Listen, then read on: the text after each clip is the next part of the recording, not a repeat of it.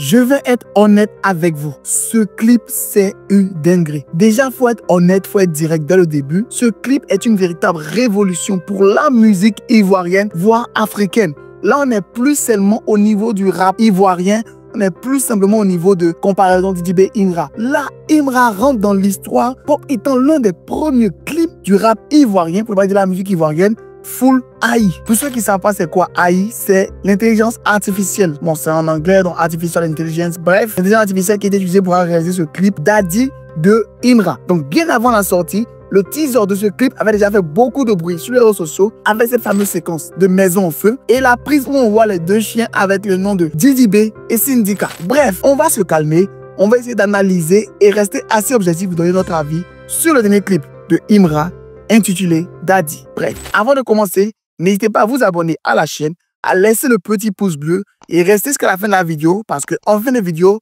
je vais vous donner des outils de vidéo qui peuvent vous aider à pouvoir réaliser des clips similaires à pour Imra.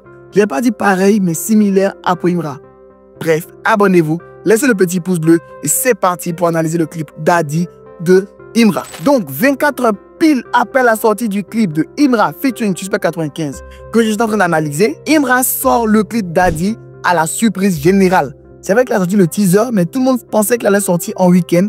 Le clip est sorti super vite, super tôt. Donc, dans ce clip-là, ce qui marque dès le début, c'est cette scène où on voit la maison en feu avec Imra qui essaie d'intimider tout le monde avec ses deux chiens de garde qui sont la concurrence et la Libanaise en question qu'on voit rentrer dans la maison en feu et tout. Bref, ce clip-là, il y a beaucoup de références assez intéressantes et des transitions assez intéressantes qui matchent avec le son. Par exemple, la partie où il dit Babi, Boudabi, on a la transition entre la ville d'Abidjan et la ville d'Abu Dhabi, bien évidemment. Et par la suite, on le voit dans sa voiture, pour ne pas dire sa JMC, en train de se pavaner avec sa métisse au pied et tout ça.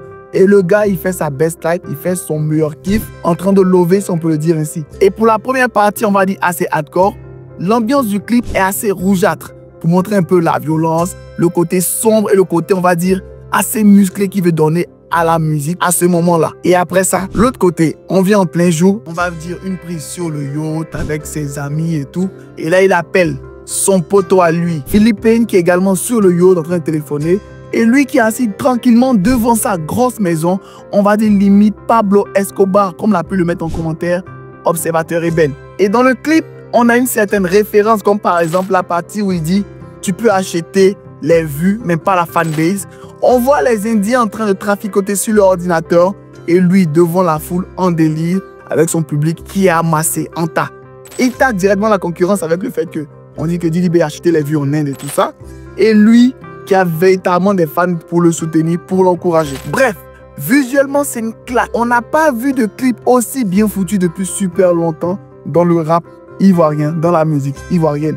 Très souvent on se plaint que les clips sont des clips street, où les gars ils sont devant les voitures, dans la rue et tout. Il n'y a pas vraiment d'effort qui est fourni.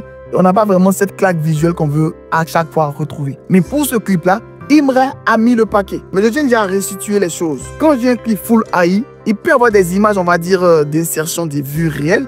Par exemple, l'image où il est avec les chiens devant la maison en feu. Je pense qu'ils ont dû faire ce qu'on appelle un deepface. C'est-à-dire insérer une image réelle sur un corps qui a été généré ou bien un autre corps qui n'est pas son corps. C'est comme si pour ce clip-là, il nous présentait deux visages de lui.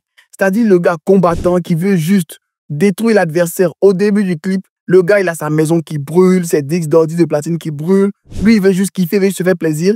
Et la deuxième partie, on a celui qui est le businessman. Lui est là pour faire de l'argent, faire de la thune. Et ces deux personnages-là sont présentés dans ce clip-là d'une manière assez différente et chacun a son univers. Mais je ne vais pas faire que des éloges de ce clip parce que rappelons que c'est des analyses et des critiques de clips. Je vais un peu parler des côtés négatifs qu'il y a à faire un clip en full AI. Parce qu'il faut savoir que l'intelligence artificielle aide vraiment pour pouvoir réaliser des merveilles et tout. Mais il y a forcément des petits trucs qui vont à chaque fois faire, on va dire, le cheveu sur la soupe. Comme par exemple le fait que le clip ressemble assez à un diapo. Je m'explique. Étant donné que c'est plusieurs vidéos ou images sont générées séparément entre elles, pour les coller, il faut avoir de très belles transitions. On a par exemple la transition de la montre Rolex qui passe assez bien, la transition de la ville qui passe assez bien.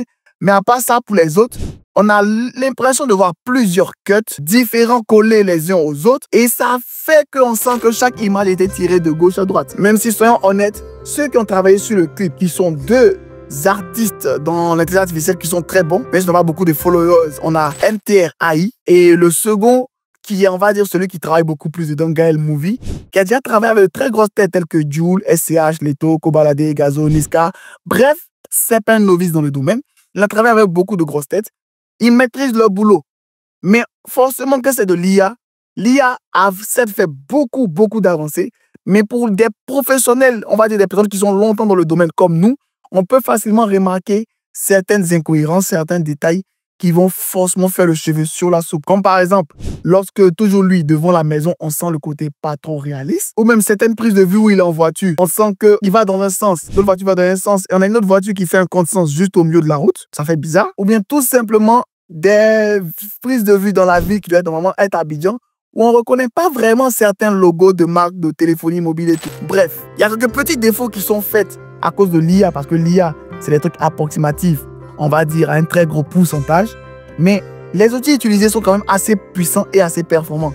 On a des prises de vue assez belles. Et toujours le côté incohérence, par exemple la prise de vue sur le yacht, le yacht qui change d'une prise de vue à l'autre, ou tout simplement la transition de prise de vue du drone, qui passe d'un drone à tout simplement une ville de côtière.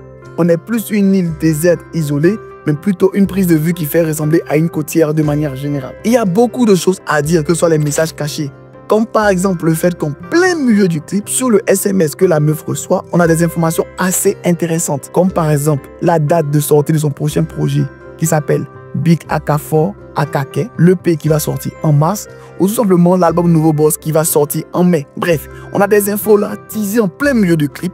On a un clip très dynamique, on a un clip très bien foutu, très bien réalisé, avec quelques petites erreurs, on va dire, de l'intelligence artificielle. C'est obligé, c'est nouveau, mais quand même, oser faire cela, pour pouvoir vraiment rester assez constant, il fallait le faire. Et Imra veut rester le précurseur. Il veut rester celui qui est toujours le premier à oser à faire. Et pour ceux qui ne le savent pas, Imra lui-même personnellement, il réalise très souvent ses clips. Et sûrement, soit son équipe ou lui a eu cette idée-là. Et ça a été vraiment un truc génial de le faire. On a pu voir sur ses réseaux sociaux qu'il y a beaucoup de clips de Imra qui sont tournés ces temps-ci. Et on espère que le gars va continuer à rester super productif pour toujours nous produire des vidéos de qualité. Sur ce, donnez vos avis et impressions concernant le clip Daddy en commentaire. Mettez le maximum de pouces bleus, le maximum de likes. Et concernant les outils que je vais vous donner pour faire des clips similaires, je vous mettrai en description un lien vers un site qui s'appelle AI in Video, qui permet de réaliser des vidéos directement avec un texte que tu écris, que tu saisis. Ou tout simplement ChatGPT qui est la base pour pouvoir générer des textes ou bien des scripts avec l'intelligence artificielle. Bref. Étant donné que je suis en communication et également monteur vidéo, il est normal que j'analyse ce clip-là avec l'œil d'un expert et pas comme quelqu'un qui se laisse émerveiller facilement. Bien sûr, j'étais surpris par la qualité visuelle du clip au premier coup. C'était une véritable claque visuelle, une redescendance du terrain et c'était mon analyse et mon décryptage concernant le clip. J'espère par la suite avoir encore beaucoup plus de vidéos de ce type de qualité. Et avec ce clip-là, on a un véritable problème qui est mis en avant. Est-ce qu'avec l'arrivée de l'intelligence artificielle, certains réalisateurs seront maintenant has-been?